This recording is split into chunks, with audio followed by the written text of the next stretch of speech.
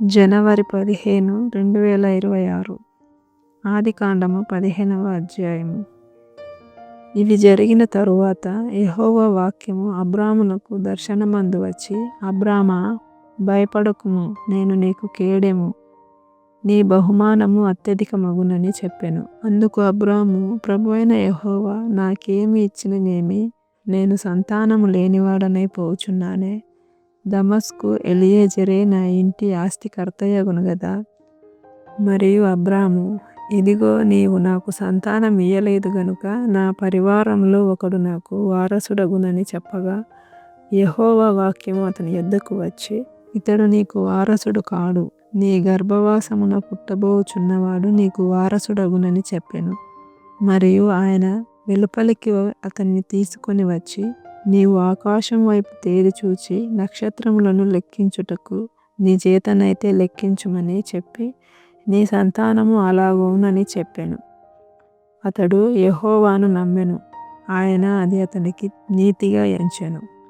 మరియు ఆయన, నీవు ఈ దేశమును స్వతంత్రించుకొనున్నట్లు దాన్ని నీకిచ్చుటకు కల్దీయుల ఊరను పట్టణంలో నుండి నిన్ను ఇవతలకు తీసుకొని వచ్చిన యెహోవాను నేనే అని చెప్పినప్పుడు అతడు, ప్రభువైన యెహోవా, నేను దీన్ని స్వతంత్రించుకొనదనని నాకెట్లు తెలియననగా, ఆయన 3 ఏండ్ల పెయ్యను, 3 ఏండ్ల మేకను, 3 ఏండ్ల పొట్టేలును, ఒక తెల్ల గువ్వను, ఒక పావురపు పిల్లను నా యొద్దకు తెమ్మని అతనితో చెప్పెను.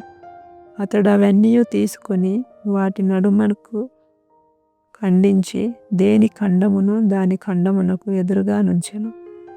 పక్షులను అతడు ఖండింపలేదు. గద్దలు ఆ కళేబరముల మీద వాలినప్పుడు అబ్రాము వాటిని తోలివేసెను. ప్రొద్దుగుంక పోయినప్పుడు అబ్రామునకు గాఢ నిద్ర పట్టెను. భయంకరమైన కటిక చీకటి అతని కమ్మగా, ఆయన, నీ సంతతి వారు తమది కాని పరదేశమందు నివసించి ఆ దేశపు వారికి దాసులుగా నుందురు. వారు 400 ఏండ్లు వీరిని శ్రమపెట్టుదురు.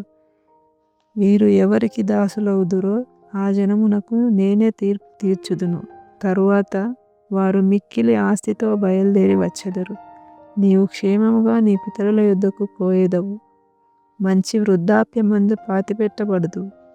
అమోరీయుల అక్రమము ఇంకనూ సంపూర్ణము కాలేదు గనుక నీ 4వ తరం వారు ఇక్కడికి మరలా వచ్చెదరని నిశ్చయముగా తెలుసుకొనుమని అబ్రాముతో చెప్పెను.